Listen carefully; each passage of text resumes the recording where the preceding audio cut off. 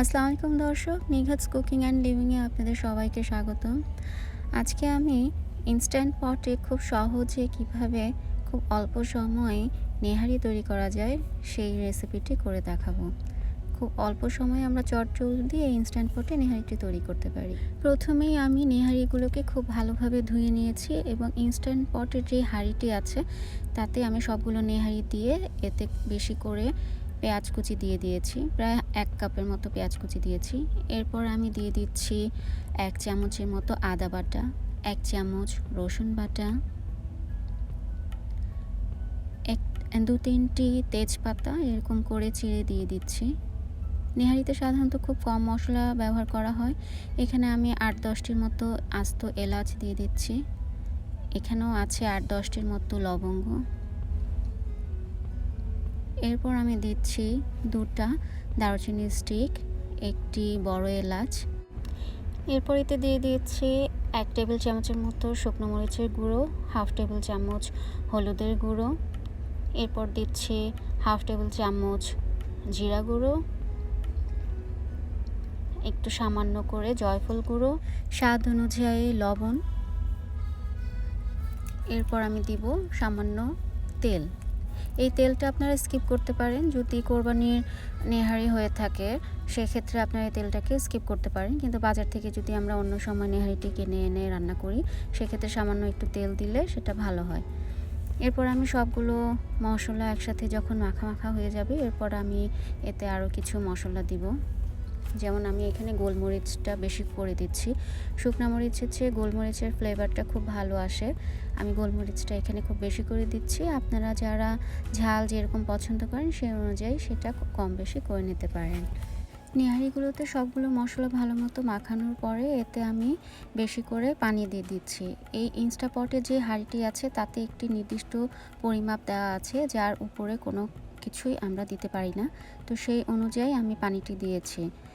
আপনাদের যার যত বড় ইনস্টাপট আছে যে ম্যাক্সিমাম যে পরিমাণটা দেয়া থাকে সেই অনুযায়ী পানিটা দিয়ে নিয়ে আমি এই ঢাকনাটাকে ভালো মতো বন্ধ করে নিচ্ছি। এরপর ইনস্টাপটের অ্যাডজাস্ট যে অপশনটা আছে সেটাতে প্রেস করে সেই অ্যাডজাস্টটা যে প্লাস এবং মাইনাস উপরে চিহ্নটি আছে সেই অনুযায়ী কম বেশি করে নিতে হবে। আমি এখানে 1 ঘন্টার জন্য করেছি, আমি 60তে দিয়ে দিয়েছি। 1 ঘন্টা এটা কুক হতে থাকবে। 1 ঘন্টা পর খুলে আমরা এটাকে চেক করব। সেখানে দেখা যাচ্ছে প্রায় মোটামুটি ভালোই সেদ্ধ হয়েছে, মাংসগুলো খুলে আসছে।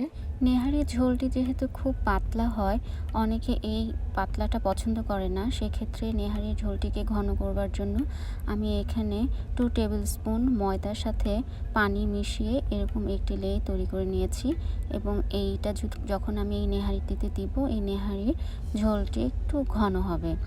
এটা চাইলে স্কিপ করা যায়, সাধারণত আমি দিয়ে থাকি না, কিন্তু যেহেতু অনেকে চায় যে ঘন যেন হয় সেক্ষেত্রে আমি এটা করেছি।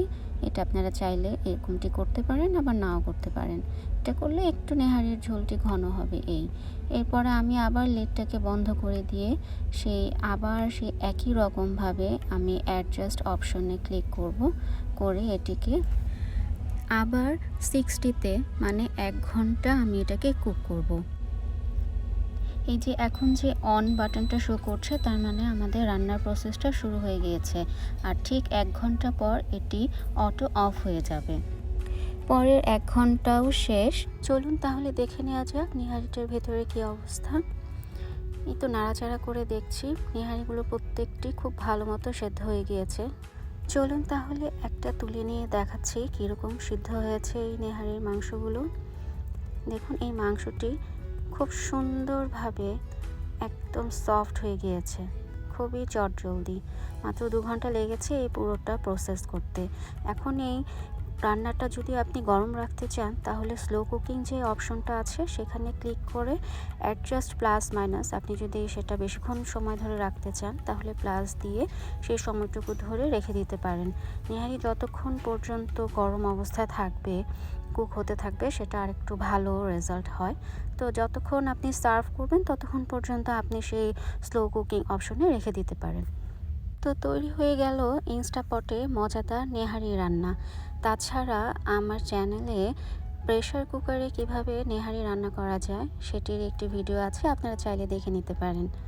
তো আজকে এই পর্যন্তই। সবাই ভালো থাকবেন। আল্লাহ হাফেজ।